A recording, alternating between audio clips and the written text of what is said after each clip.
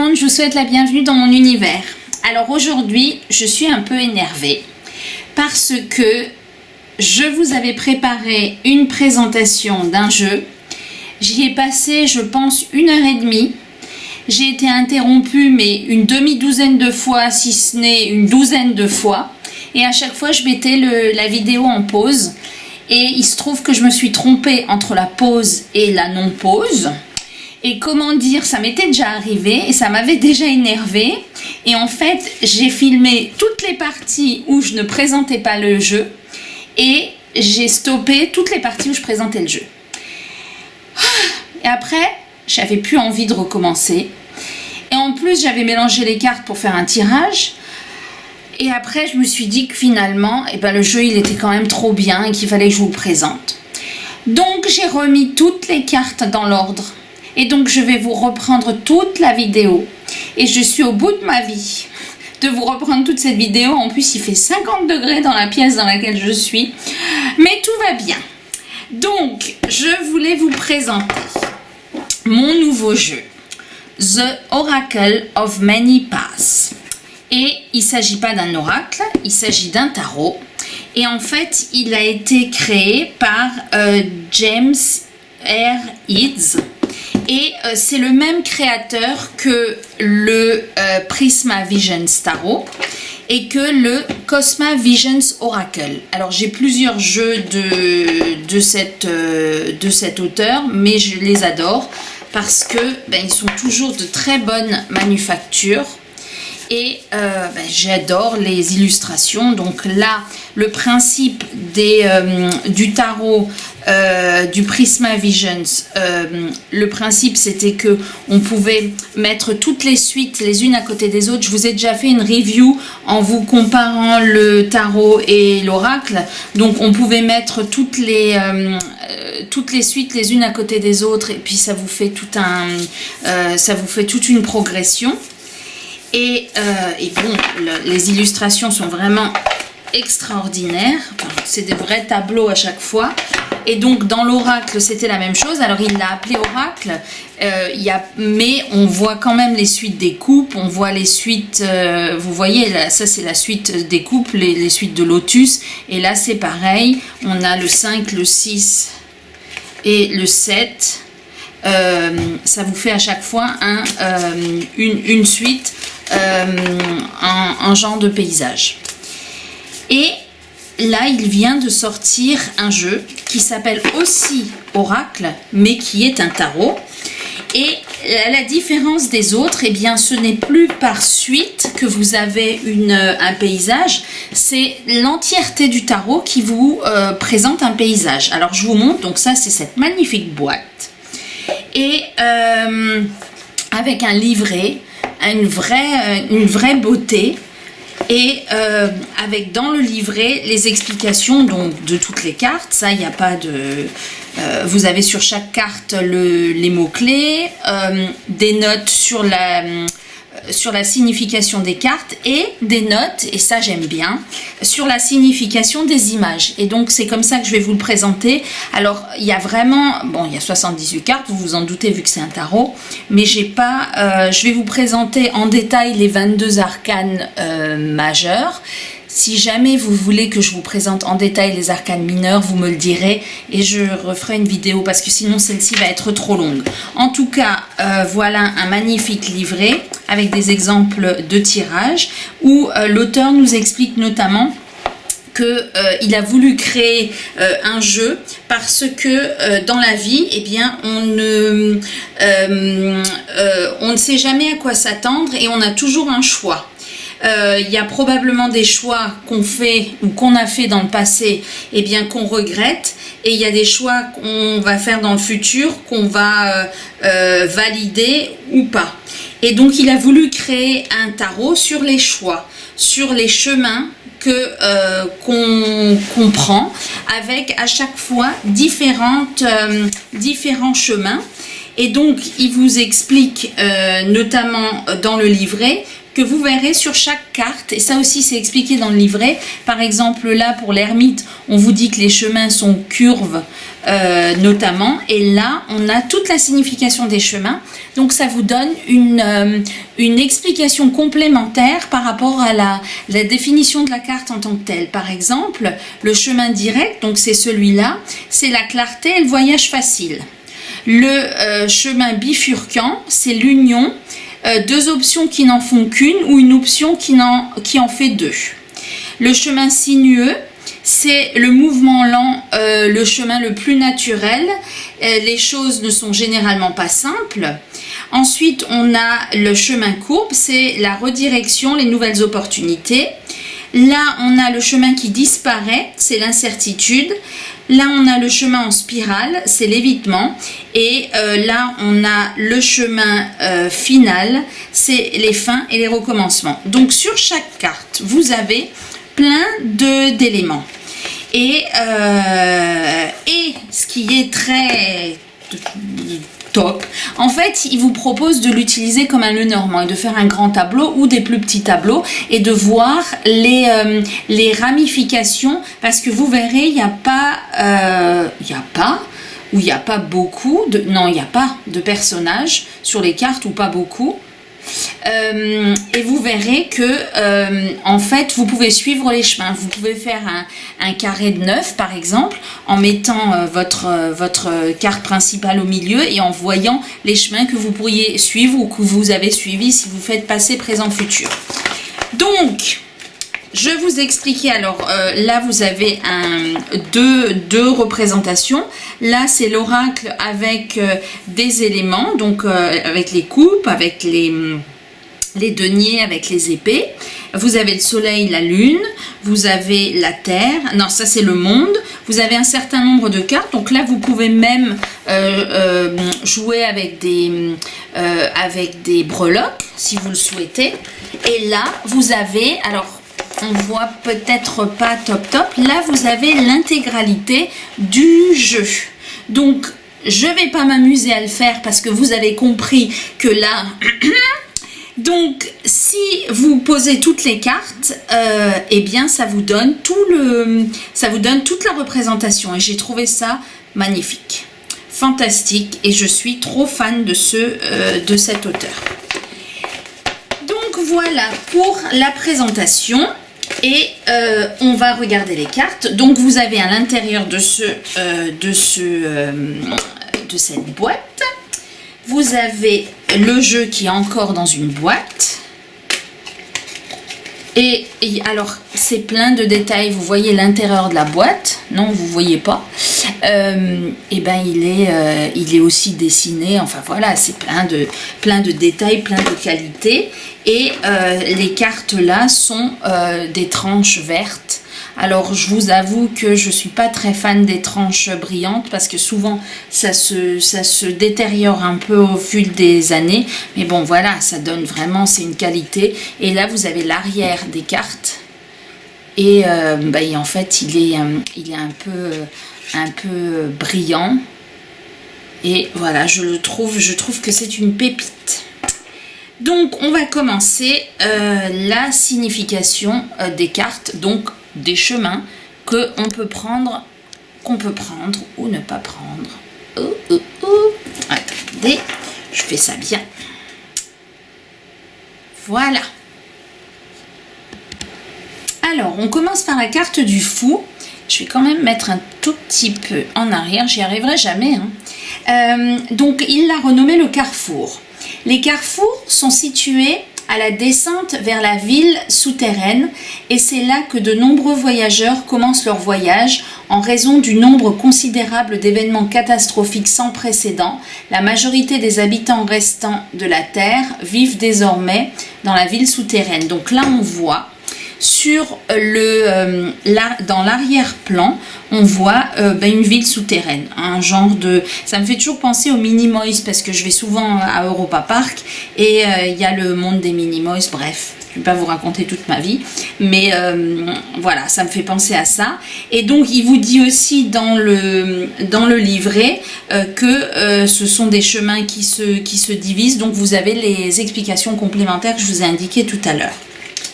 Ensuite, la carte du magicien.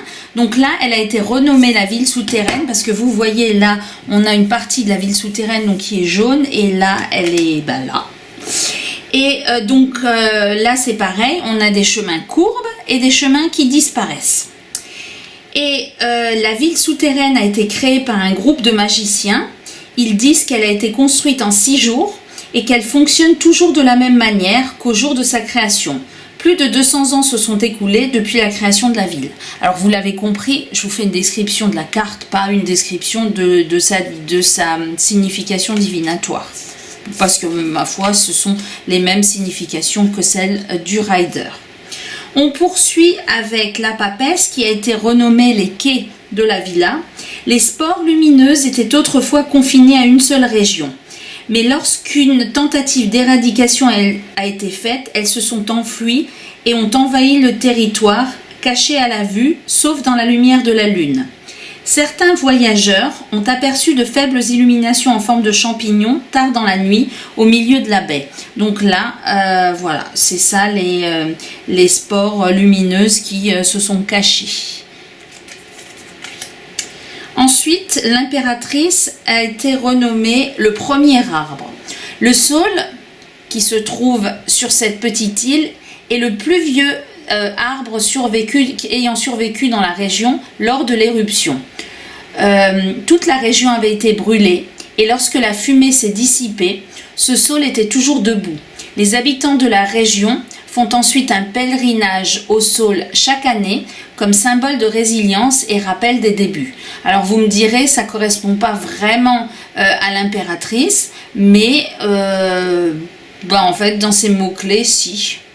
Et dans ses notes, il vous dit par exemple, suivez le chemin de la bonté et l'abondance se dépliera autour de vous. Cherchez des saules et vous verrez l'impératrice. Gardez-la avec vous aussi longtemps que possible afin que même en hiver, lorsque vous parcourez un sentier enneigé à des kilomètres de l'été, vous puissiez encore sentir la chaleur du soleil sur votre peau. Donc cet oracle, enfin ce tarot vous permet d'avoir les définitions, les mots-clés habituels, mais il vous permet aussi d'avoir des genres de messages de guidance et puis les explications très poétiques de l'auteur. Donc on passe à l'empereur et là c'est la tour en débordement. Cette tour a été construite comme cache-cache pour l'un des magiciens. On dit qu'un magicien fou a créé la ville souterraine et vit toujours dans la tour. Mais ces rapports n'ont jamais été confirmés et on n'a plus jamais entendu parler de ceux qui s'aventurent sur la petite île. Le hiérophante, c'est le temple d'Avernia. Le temple d'Avernia est resté un lieu de refuge pour les voyageurs près du mont Vernia. La religion du temple est quelque peu obscurcie, mais sa popularité a augmenté ces dernières années. Ils ont tendance à recruter de nouveaux adultes avant de révéler qui ils considèrent comme leur dieu, qui est une pieuvre bleue. Donc là, on ne la voit pas, la pieuvre, mais on nous explique que, alors il y a peut-être une tentacule, je ne sais pas.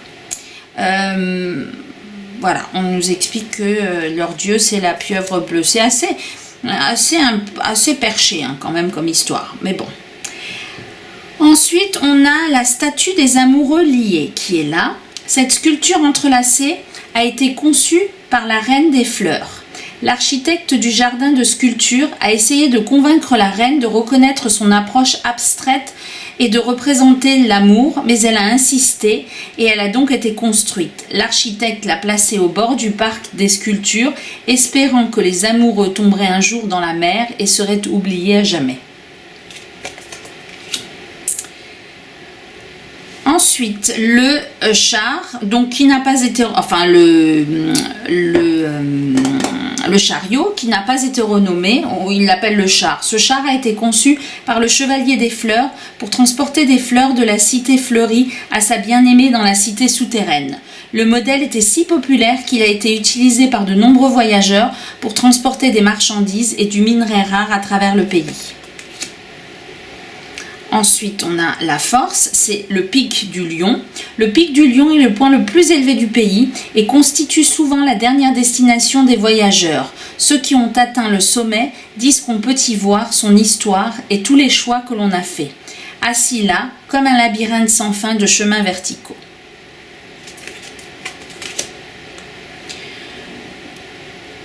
L'ancien réseau de grottes.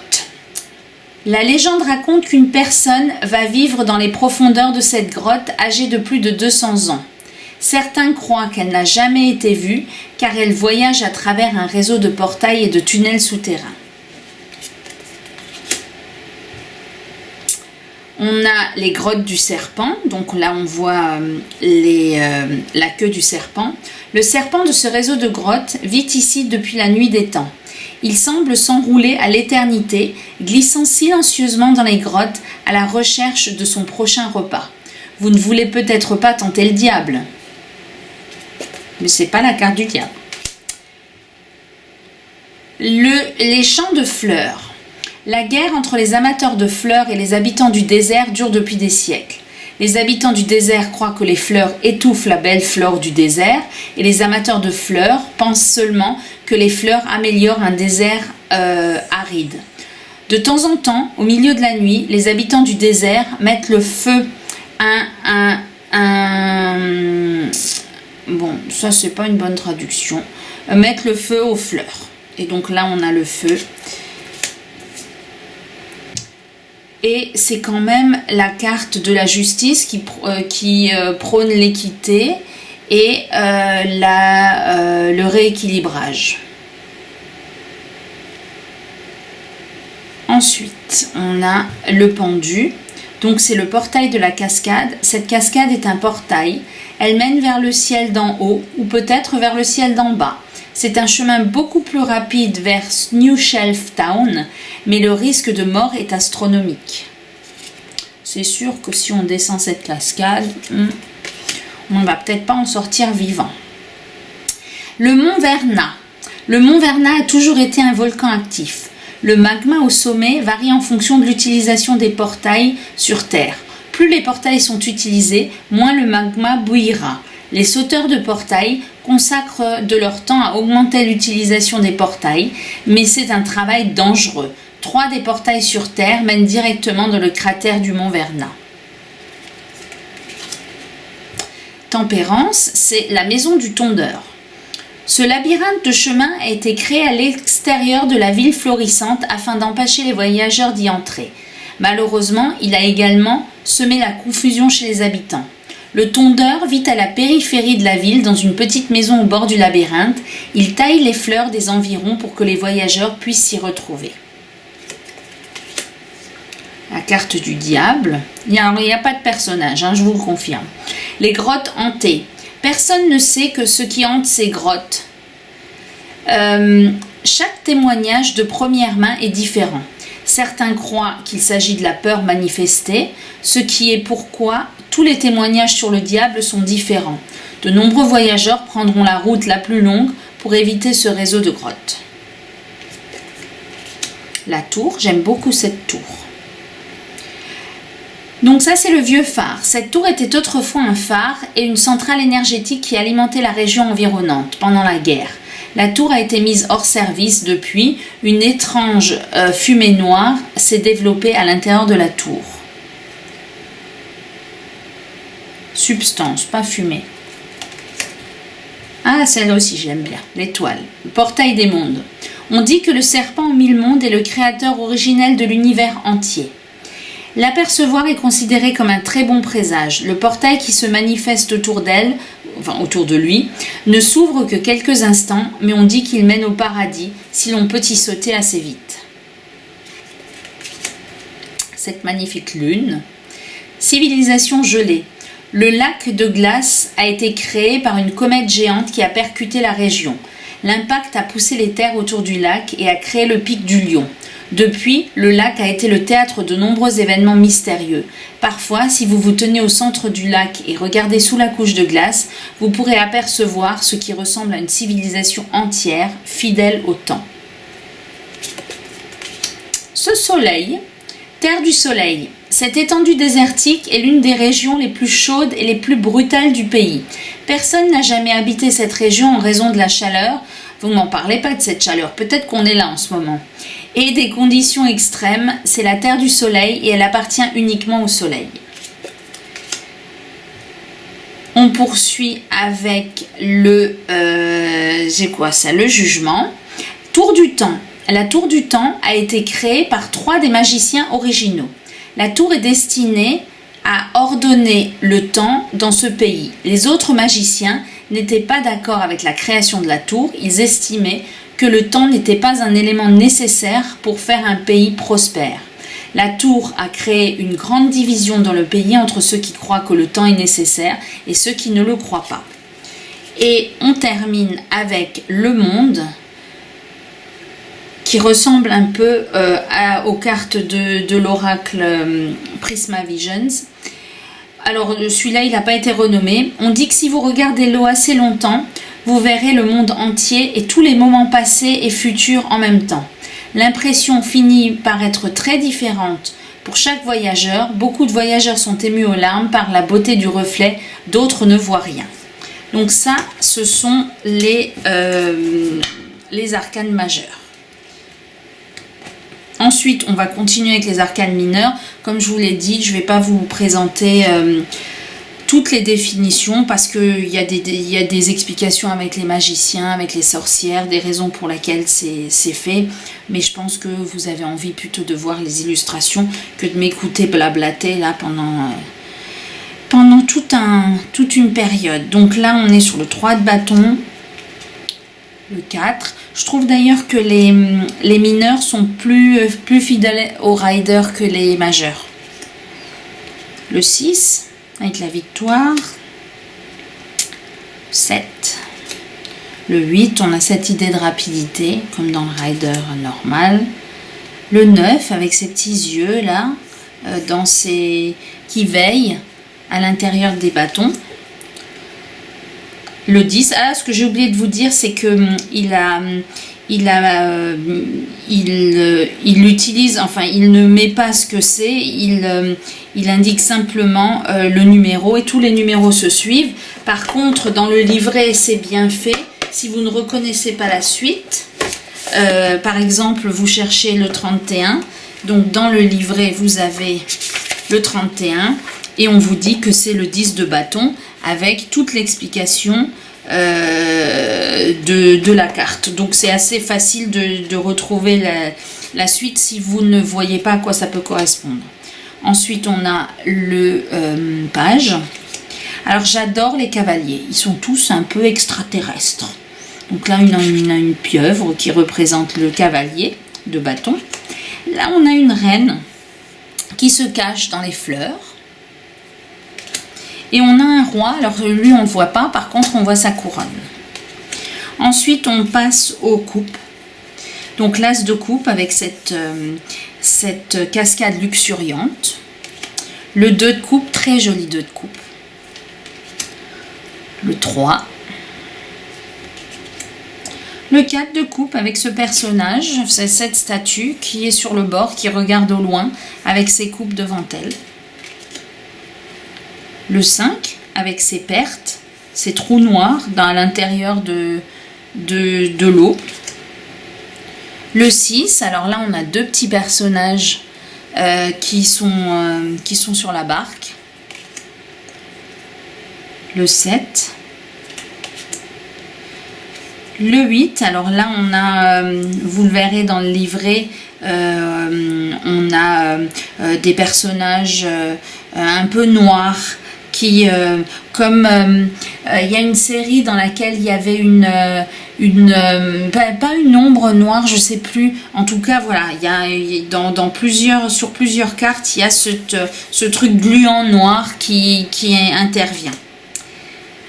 Maintenant, je sais plus où j'en étais. Pop, pop, pop. Donc là, j'étais au 6. Donc ça, c'est le 7. Le 8. Le 9. Le 10 de coupe. Le valet. Alors celui-là aussi, je l'aime bien. Avec cette... encore un genre de cheval extraterrestre. Le cavalier, non, non. C'est mon cavalier qui est extraterrestre. Attendez, il faut que je vérifie parce que oui, c'est mon cavalier qui est extraterrestre. Oui, exact. Le 48, c'est la reine de coupe. Et celui-là, c'est le roi de coupe. Ensuite, on poursuit avec l'as d'épée. Le 2 d'épée avec ce personnage qui n'arrive pas à choisir. Qui est dans ses... alors, je sais pas, on dirait qu'il a une pastèque sur la tête. Mais je pense que c'est pas ça. Le 3. Alors, voilà, le 3 d'épée. Donc, celui-là, il n'est pas très... enfin, on voit quand même là un cimetière hein, autour de l'arbre. Le 4, sur une situation qui est gelée. Le 5. Le 6. Le 7, avec ce pont là qui est cassé, qui est abîmé. Le 8, là on croit qu'on va se noyer. Le 9 et le 10 où vous avez de nouveau ces petites larves noires là qui sont transpercées. Le page. Donc on retrouve nos petits extraterrestres de cavalier que j'aime beaucoup. Là on a une genre de pieuvre reine d'épée extraterrestre aussi. Et un roi. Et on termine avec l'as de denier. Le 2 avec des personnages là derrière. Le 3, alors là on n'a pas une idée de travail en commun, en tout cas pas travail en commun actuel, mais il y a forcément eu du travail en commun pour construire tout ça. Le 4, le 5, le 6, le 7, le 8, le 9, le 10, le page où on n'a même pas de personnage, le cavalier de denier, la reine, on voit là une statue, et le roi, alors là c'est un peu le roi qui est un peu extraterrestre. Voilà, voilà, voilà. Donc, je vous propose un tirage. Je vais voir ce que l'auteur nous propose et je vais mélanger mes cartes. Alors, on va faire le tirage des chemins possibles. Vous pensez à une question. On vous dit quel chemin vous avez pris, là où vous en êtes et quel chemin vous allez prendre dans cette situation ou quel chemin on vous conseille de prendre. Donc, je mélange et je vais... voilà. On va tirer 3 cartes. Donc, une situation en particulier. On va voir où vous en êtes. Donc...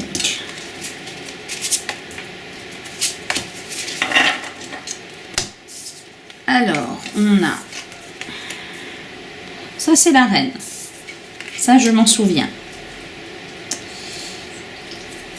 Donc, on va regarder donc là où vous en étiez, de quoi vous, d'où vous venez dans cette situation. Donc, c'est le 4 d'épée. Alors, l'illustration de la carte. Alors, attendez. Ah, oui. Il faut que je me connecte pour... Ah, voilà. Donc, là où... Alors, vous venez d'un temps de repos, d'un temps de régénération, d'un temps où vous avez économisé votre énergie. On vous dit que le chemin traverse la baie et mène aux portes d'un village enneigé. Vous avez travaillé dur pour arriver ici et vous avez maintenant eu un moment de repos qui vous a été offert. Vous avez pris le temps de vous centrer et de vous régénérer, mais vous n'êtes qu'au début et vous devrez économiser vos forces pour plus tard. Donc, ça, c'est dans votre situation, eh bien, vous avez peut-être laissé un peu les choses se faire. Vous n'avez pas activé, vous vous êtes dit que, eh bien, il fallait un temps pour attendre de voir ce que ça allait donner. Actuellement, alors ça, je crois que c'est la reine de coupe. Mais 73, ça peut pas être la reine de coupe.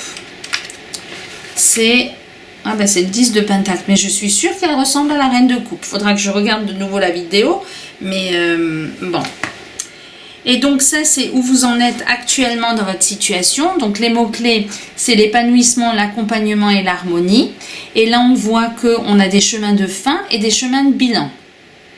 Le chemin sur cette falaise mène à une vue parfaite sur tout ce que vous avez acquis. En vous tenant ici, un sentiment d'épanouissement vous envahit. Regardez en arrière tout ce que vous avez accompli et qui a mené jusqu'ici comme c'est merveilleux. Il y a de l'harmonie à trouver dans votre appréciation du voyage. N'oubliez pas d'apprécier le voyage et pas seulement la destination. Donc là, on vous dit que vous avez pris un temps de pause. D'ailleurs, on voit les quatre épées. J'aurais pu dire qu'il s'agissait du 4 d'épée. Et je pense qu'ici, si on regarde bien, eh ben oui, on voit les 10 deniers. Là, ils sont là. Je ne les avais pas vus. Donc, vous avez pris un temps de pause et pour l'instant, vous appréciez ce que vous avez déjà fait dans votre situation sans forcément vouloir tout chambouler. Et eh bien, dans le futur, eh bien, on retombe sur la carte du fou.